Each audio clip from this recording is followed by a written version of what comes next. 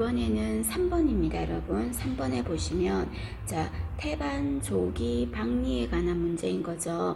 자, 그러면 태반 조기 박리는 기억하셔야 될 게 임신 후반기 출혈의 원인이라는 거, 그건 누구나 아시고 계시죠? 전치 태반과 함께. 그래서 태반 조기 박리인 경우는 여기에서는 증상이 어떤 증상이 나타난다? 태반이 일찍 떨어진 거잖아요. 원래는 언제 떨어져야 돼요? 태아가 나오고 나서 떨어져야 되잖아요. 그런데 그게 일찍 임신 후반에 떨어진 거예요. 그런 일은 이거는 주로 어떤 사람들한테 맞냐면요, 경산부나 다산부 있죠. 경산부나 또는 출산을 많이 한 사람들 있죠. 그런 사람들한테 많은데, 주로 이 태반이 일찍 팍 떨어지는 경우는 원인이 어디에 있냐 그랬을 때 가장 대표적인 게 고혈압입니다. 혈압이 보통 높아서 이런 일이 생기는 게 절반 이상이에요. 그래서 고혈압이 가장 크고요. 그 다음에 우리가 드라마상에 보면은 기타 뭐 계단을 갑자기 인부가 만삭인데 굴렀어요. 또는 뭐 차에 부딪혔어요. 뭐 이런 거 있었을 때 갑자기 하혈을 막 배가 아파하면서 하혈을 시커먼 피를 암적색의 피를 흘리면서 쓰러지죠. 그런 경우가 전부 다 태반 조기 박리일 거예요. 그래서 고혈압 또는 외상 다치는 거, 그 다음에 4번도 맞는 말이에요. 4번도 자궁이 기형이라든지 자궁에 혹이 있다든지 이것도 맞는 말이에요. 그런데 왜 4번이 답이 아니냐면 두 번째 줄에 가장 높은 원인이거든요. 그럼 가장 높은 원인은 뭐였다? 고혈압이에요. 고혈압. 두 번째가 외상이에요. 되셨습니까? 그래서 자궁의 혹 이런 것도 연관이 있고, 또는 인부가 엽산이 너무 많이 부족해도 이런 일이 생긴다고 합니다. 그리고 또 인부가 약물 복용자일 때, 인부가 약물 복용할 때, 약물 복용이라고 하면 뭐 알코올부터 해서 뭐 코카인 이런 거 있죠. 그런 거를 복용자, 약물 복용자 이런 사람들한테 잘 생긴다고 합니다. 그러나 가장 중요한 거는 혈압이 가장 크다는 거 알아두시고요. 그래서 태반 조기 박리는 이때 배가 엄청 아플 거야. 심한 복통, 그리고 출혈의 양도 많아요. 그래서 출혈도 암적색의 질출혈 있을 거고요. 그리고 태반이 떨어지려는 그 순간에 자궁이 엄청나게 수축을 할 거야. 그래야 얘를 태반을 밀어내니까. 그래서 이때 떨어지기 직전에 자궁을 만져봤을 때, 자궁 저부를 만져봤을 때 자궁이 나무 판자처럼, 목판이라는 게 나무 판자, 판때기 말하는 거죠. 목판 같이 아주 단단하게 자궁이 변할 거예요. 그래서 목판처럼 단단한 자궁, 요런 게 태반 조기 박리의 증상이에요. 그래서 나무 판자처럼 배가 만져봤을 때 딱딱하게 될 거예요. 그게 태반 조기 박리라는 거 봐주십니다. 기억하실 것. 자, 답은 그래서 2번입니다. 자, 1번 같은 경우 여러분 거대아 하면은 뭐가 떠올라야 돼? 당뇨병 떠올라야 되겠죠. 그래서 당뇨병 하면은 거대아, 아기는 큰 아기를 낳죠. 이때 거대아라는 거는 몸무게가 4kg가 넘을 거예요. 그리고 아기는 혈당은 어때? 엄마가 당뇨가 있다 그래서 혈당이 아기가 높은 게 아니라 아기는 혈당이 저혈당일 수도 있다겠죠. 엄마가 인슐린 주사가 계속 가니까 태반을 통해서 태아한테도 갔기 때문에요. 맞나요? 그래서 거구증 또는 거대아 그리고 저혈당 아이 하면은 당뇨병 떠올려 주십니다. 그 다음에 4번에 보시면 자, 광선요법을 받고 있대요. 광선요법을. 자, 광선요법의 유의사항이죠. 자, 1번에 보시면 체위 변경을 자주 하고, 맞죠? 자, 그 다음에 광선요법을 받는다는 말은 아이가 뭐가 있다는 거예요? 황달이 있다는 거죠.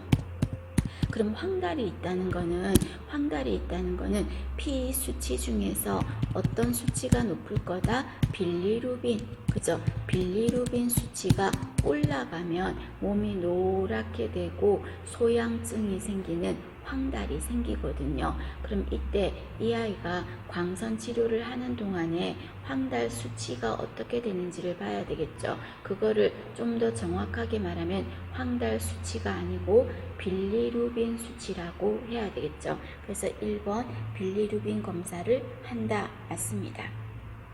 그 다음에 두 번째는요. 아기가 체온이 높을 거예요. 왜? 빛을 계속 쬐니까요. 그래서 2번이 저체온이 아니라 고체온이라고 하셔야 되겠죠. 체온이 높을 거니까 체온을 자주 체크를 해보는 거죠. 그 다음에 3번에 보시면 수유할 때 안대를 채운다 라고 했는데 수유 시에는 안대를 착용한다는 말은 여러분 뭔데 광선 치료를 받을 때는 안대를 착용하는 거잖아요. 그런데 우리가 수유할 때는 어떻게 하라 그랬어요? 광선요법을 중단한다 그랬어요. 수유 시에는 광선요법을 중단할 거예요. 그럼 중단하는데 안대를 하고 있을 필요가 없잖아요. 그죠? 틀렸습니다. 그 다음에 4번 몸에 오일을 발라주는 거하고는 상관이 없다 그랬죠. 그래서 끝에 빌리루빈 분해를 증진시킨다는 거는 빛을 쬐어줘서 하는 거지 오일을 발라주는 거와는 상관이 없어요. 그 다음에 눈에는 안대를 해주고 그 다음에 옷을 벗길 거야. 근데 옷을 벗길 건데 어디는 가려주자? 생식기는 가려주자라고 했습니다. 되셨습니까? 그리고 아기가 체온이 너무 올라가면서요. 땀이 많이 나다 보니까 뭐가 일어날 수 있다? 탈수가 일어날 수 있어요. 그래서 수분 공급을 잘해줘야 돼요. 탈수가 일어나지 않도록 수분을 충분히 공급을 해야 되겠습니다. 되셨습니까? 자, 황달 보시고요. 자, 이렇게 했음에도 황달 수치가 안 떨어진다면 마지막 수단으로 뭐를 한다? 교환 수혈이라는 걸 한다 그랬죠. 자, 교환 수혈을 할 때는 어떤 혈관을 이용한다? 탯줄에 있는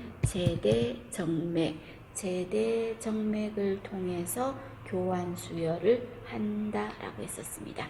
되셨습니까? 광선요법 교환수혈이라는 거는 어떤 거라고요? 황달 치료법이다. 그죠? 자, 그러면 이렇게 치료를 받아야 되는 황달도 있지만 치료를 안 받아도 되는 황달도 있죠. 그런 황달은 생리적 황달이라고 하죠. 자, 생리적 황달은 기준이 언제쯤 생기는 건 괜찮다 그랬어요? 출생하고 나서 2일에서 3일쯤에 생겨요. 그러다가 한 일주일 정도쯤까지만 그래요. 그 이유는 괜찮아요. 그래서 2, 3일경에 생겼다가 7일경에 없어지는 거, 이거는 아직 간 기능이 미숙해서 그런 거다라서 괜찮다라서 이거는 정상이라고 했었습니다. 기억납니까? 생리적 황달 떠올리시고요. 자, 그 다음에 5번에 보겠습니다. 5번에 보시면 시기 형태에 대해서 설명이 쭉 나온 거죠. 자, 그러면 우리가 일반적으로 시기를 말할 때 처음에 유동식 먼저 한번 떠올려 보세요. 자, 유동식 하면은 뭐가 떠올라야 된다? 관급식이 떠올라야 되겠죠. 이때 관급식이라는 말은 위관으로 준다는 뜻이겠죠. 이때 유동식을 줄 거고, 그 다음에 수술 직후 1단계 제일 먼저 주는 식사가 유동식이잖아요. 차는 식사는 아니잖아요. 그죠? 그래서 1단계 식사로 유동식이 들어간다는 거. 그리고 이때 유동식 하면은 가장 대표적인 게 뭐 국물 종류 있죠. 고기 국물 또는 맑은 국물, 뭐 미음 이런 거 있죠. 액체 형태로 된 거, 잣죽 이런 거 캔에 든 거 있죠. 그런 형태가 유동식이 되겠습니다. 자, 그 다음에 이번에는 연식입니다. 자, 연식이라는 거는 어떤 거예요? 액체기도 해요. 그런데 약간 형태가 약간 있기도 해요. 그래서 액체 및 반고형식이다. 그래서 연두부 생각해봐요. 그럼 연두부 거의 물이잖아요. 그런데 약간 물렁물렁하면서 푸딩처럼 그죠? 그런 거를 반고형식이다 라고 말하겠죠. 자, 이런 음식은 주로 두부라든지 또는 달걀찜이라든지 또는 달걀찜 같은 거, 즉 잇몸으로 먹어도 되는 거야. 이 필요 없어. 그래서 두부나 달걀찜이라든지 또는 가자미찜 있죠. 이런 것도 잇몸으로 으깨지잖아요. 가자미찜이라든지 또는 카스테라 같은 거 있죠. 카스테라 이런 거. 그 다음에 또 과일즙 같은 거 있죠. 과일즙, 과즙, 즙낸 거. 그런 거는 전부 다 연식에 들어가겠습니다. 씹을 필요가 없어요. 그래서 시험 문제에서 이렇게 물었었죠. 자, 어떤 거 물었었습니까? 연하곤란으로 삼키기가 힘든 환자한테 어떤 식사가 좋냐 그러면 연식이 좋았어요. 연식, 연두부, 순두부 이런 거 떠올리시면 되겠죠. 중요하다 그랬습니다. 자, 그 다음에 이번에는 경식이죠. 자, 경식 같은 경우는 다진 거야. 그래서 뭐 야채 볶음 같은 거 할 때, 볶음밥 할 때 야채 같은 거 다진 거 있죠. 이런 다진 음식은 경식이라고 합니다. 다진 음식은. 그래서 5번 같은 경우에 섬유소가 많은 야채 이런 걸 막 다졌어. 그런 거라면 경식이 되겠습니다. 자, 그 다음에 일반식은 1번에 있는 새우튀김, 피자, 돈가스, 그냥 우리가 일반적인 식사, 일반식이라고 하는 거죠. 되셨어요? 자, 그럼 여러분, 우리가 식이 순서가 음식을 수술하고 나서 먹는 순서가 가스가 나오면 차유, 연, 경, 일 이거 아시잖아요. 자, 그런데 식스 형태 중에서요, 이양식이라는 게 있어요. 이양식. 자, 이양식이라는 말은 이행변 기억납니까? 이행변은 태변에서 정상변으로 이행 넘어갈 때 중간을 말했지. 그 변을, 중간에 있는 변을 이행변이라고 했잖아요. 그럼 이때 이양식이라는 거는 어떤 거냐면요, 환자가 질병에서 회복됨에 따라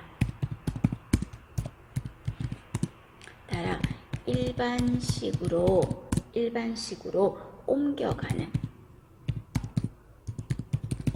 모든 단계의 식사를 말합니다. 이양식은. 자, 어디로 넘어가는 단계라고요? 일반식으로 넘어가는 단계예요. 그럼 그 앞에, 일반식 앞에는 전부 다 뭐라고요? 이양식이 되는 거죠. 그럼 어떻게 되는 거야? 유동식. 여러분 여기 차 있죠? 차, 유, 연, 경, 일 있었죠? 그러니까 일반식 넘어가기 전 앞단계. 이 앞단계는 전부 다 뭐다? 이양식이라고 하겠습니다. 유동식, 연식, 경식 이런 식으로요. 그래서 일반식으로 옮겨가는 그 전 단계의 식사를 뭐라고 한다? 이양식이라고 합니다. 참고로 한번 알아놔 주시고요. 답은 3번입니다. 그 다음에 6번에 보시면 자, 식이에 대해서 물었죠. 영양에서 어쨌든 간에 제일 중요한 거는 식이요법이 될 거거든요. 그럼 이때 식사는 어떤 식으로 합니까? 그랬을 때 우리가 질환별 식이요법 한번 정리해 봅시다, 여러분. 먼저 첫 번째 신부전 또는 사구체 신염. 신부전이라는 게 만성 신부전 이런 거 말하는 거예요. 자, 사구체 신염 이런 거 있었을 때는 어떻게 식사해야 됩니까? 신장이 안 좋을 때는 무조건 단백질을 적게 줘야 돼. 꼭 알아야 돼요. 신장이 안 좋을 때는 단백질을 적게 줘야 돼요. 그리고 신장이 안 좋으면요, 몸이 붓거든. 그럼 몸이 부으면 뭐도 적게 줘야 돼요? 염분도 적게 줘야 되겠죠. 저염. 그죠? 그리고 또 몸이 부으니까 뭐도 적게 줄까요? 수분 이런 것도 제한할 거예요. 수분도 제한할 겁니다. 그리고 물이 안 나가고 몸 안에 쌓여 있잖아요. 그죠? 그럼 물이 안 나가고 몸 안에 쌓여 있으니까 누구도 안 나갈까? 나도 안 나가 하는 게 칼륨이지. 그래서 칼륨도 몸 안에 많아. 그래서 칼륨도 제한할 거예요. 그리고 참고로 칼륨하고 인은 굉장히 친하거든요. 그래서 칼륨하고 인 두 가지가 다 안 나가서요. 칼륨과 인도 제한하겠습니다. 자, 신부전인 경우 사구체 신염은 저단백, 저염, 수분을 제한하고 칼륨과 인을 제한할게요. 자, 두 번째는요. 두 번째는 자, 간질환. 자, 간이 안 좋아요. 간이 안 좋아요. 또는요, 간염이 있어요. 자, 이럴 때는 어떻게 합니까? 간이 안 좋을 때는 간을 힐링시켜야 되니까 좀 낫게 해야 되니까 조직을 좀 낫게 만들어주는 연고 역할을 하는 게 뭐다? 단백질이거든요.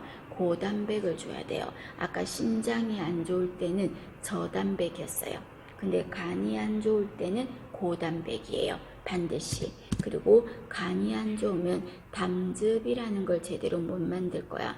담즙은 어떤 소화에 관여한다? 지방 소화에 관여를 하는데 말입니다. 그래서 이때 단백질을 많이 주지만 지방은 간이 아프기 때문에 적게 줘야 돼요. 그래서 고단백, 저지방 두 가지 기억을 하실 것. 그 다음에 몸이 굉장히 많이 지쳐요. 그래서 에너지를 많이 줘야 돼요. 그래서 뭐를 많이 줄까? 탄수화물 같은 거를 많이 줄게요. 그리고 비타민은 어떨까요? 비타민 적게 주라는 문제 어디도 없을 거예요. 고비타민. 되셨습니까? 봐주시고. 자, 그런데 문제에서 이번에는 간질환이라고 안 하고요. 간성혼수라고 했어요. 자, 간성혼수는 단백질 찌꺼기, 암모니아가 몸에 많이 쌓여서 생긴 게 간성혼수예요. 그러면 암모니아 찌꺼기를 어떻게 해야 될까요? 빼줘야 되겠지. 그죠? 빼내야 되겠죠. 그럼 빼내려면 단백질 자체를 많이 먹으면 암모니아 수치가 계속 올라가니까 조금 전에 간이 안 좋거나 이럴 때는 단백질이 많이 먹었지만 간성혼수라는 말이 나오면 저단백을 하셔야 됩니다. 저단백. 시험에 나왔습니다. 간성혼수를 예방하기 위해서는 저단백을 내야 됩니다. 왜? 그래야지만 암모니아 수치를 감소시킬 수가 있거든요. 그 다음에 세 번째 고혈압. 자, 여러분 혈압이 있을 때는 항상 한방에서도 피할 거 했을 때 짠 거 피하라 이렇게 말했잖아요. 그래서 고혈압은 짜게 먹으면 안 돼요. 저염이에요. 그리고 고혈압은 콜레스테롤 수치도 높아. 그래서 지방도 어떡할까요? 적게 먹어. 그런데 혈압이라는 자체가 심장하고도 관련이 있잖아요. 그럼 심장을 좀 튼튼하게 하는 약이 있지 않나?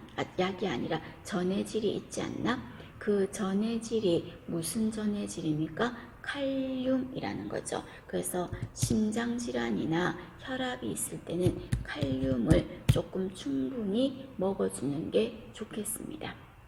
되셨습니까? 자, 그 다음에 네 번째는 심장질환이에요. 심장질환. 네 번째는 자, 심장질환일 때는 어떻게 합니까? 마찬가지로 혈압처럼 짜게 먹으면 안 돼. 그리고 또 지방도 어떻게 한다? 똑같이 저지방. 그 다음에 이때 칼로리는 어떡할까? 칼륨은 어떡할까요? 이때도 마찬가지예요. 칼륨도 많이 먹어주는 게 좋아요. 그러니까 고혈압하고 똑같네. 이런 부분은 그죠? 봐주시고. 자, 그 다음에 이번에는 당뇨병.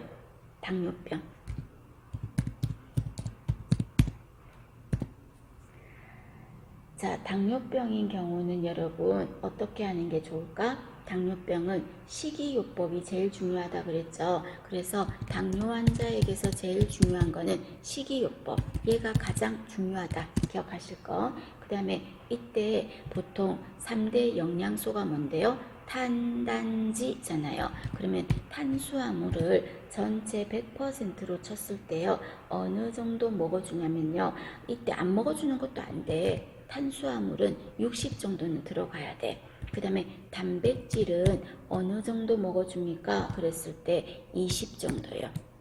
그러면 지방은 얼마 정도 먹어줄까요? 한 20 정도요. 비율적으로 이게 좋다는 겁니다. 그래서 탄단지 하는 거를 어떻게 60대, 20대, 20 정도로 밸런스를 맞추는 게 좋겠다. 그 말입니다. 그 다음에 이때 당뇨 환자는 탄수화물이 열량을 내는 가장 대표적인 거잖아요. 그래서 탄수화물을 많이 먹는 거는 열량, 칼로리를 많이 내면서 포도당 해서 당이 올라가요. 그래서 칼로리를 조금은 제한을 해야 돼요. 당뇨 환자는 칼로리를 좀 적게 먹어야 돼요. 그 다음에 단당류는 어떡하죠? 단당류는 당을 빨리 올리잖아요. 그럼 당뇨 환자는 빨리 올리면 안 되니까 단당류는 어떻게 해야 됩니까? 줄여야 됩니다. 단당류는 줄여야 됩니다. 되셨습니까? 자, 그렇게 생각을 하시고요. 자, 그 다음에 6번 비만. 자, 비만인 경우는 어떻게 먹을까요? 탄수화물 적게 먹어야 되겠죠?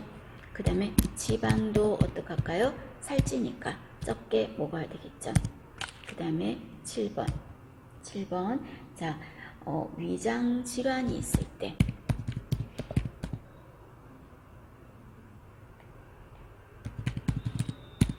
자, 내가 위장 질환으로 위가 안 좋고 막 그래요. 그러면 계속 음식을 잘 못 먹겠죠. 그래서 단백질은 조금 더 많이 줄게요. 제대로 잘 못 먹으니까 위장 질환일 때 단백질. 그러나 지방은 먹는 거 위에 부대껴요. 안 좋아요. 저지방.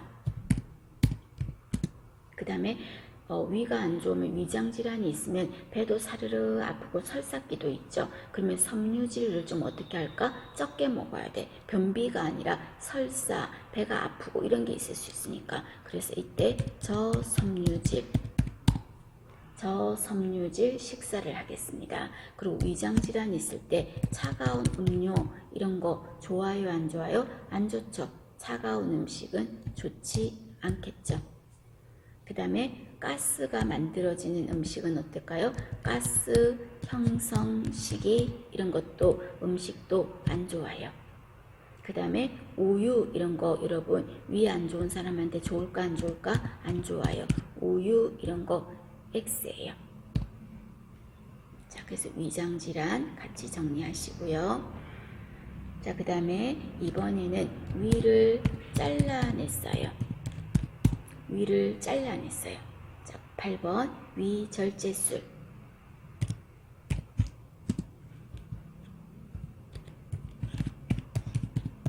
자, 위를 잘라냈다면 이 사람은 어떤 합병증이 나올 수 있어요?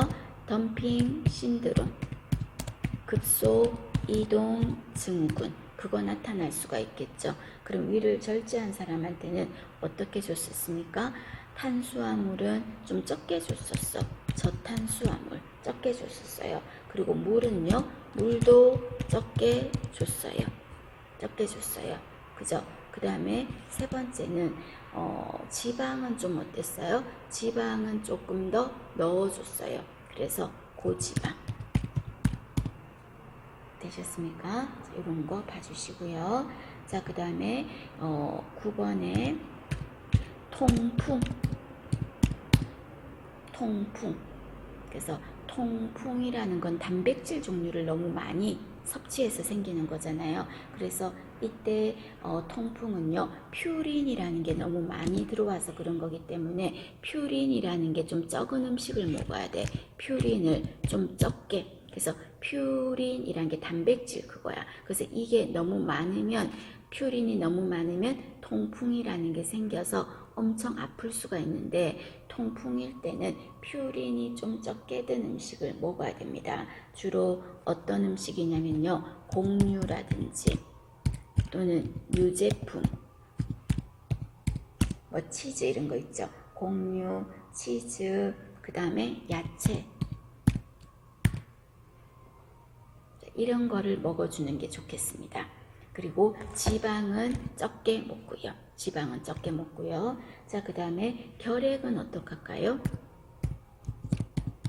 결핵은 탄수화물 어떡할까요? 많이 주세요. 단백질은 많이 주세요. 그 다음에 지방은 많이 주세요. 그리고 비타민도 많이 주세요. 되셨습니까? 그래서 결핵은 탄수화물, 단백질, 지방, 비타민 전부 다 고로 시작되겠습니다. 되셨습니까? 자, 여러분 정리 다 했어. 자, 이 부분 암기하십시오.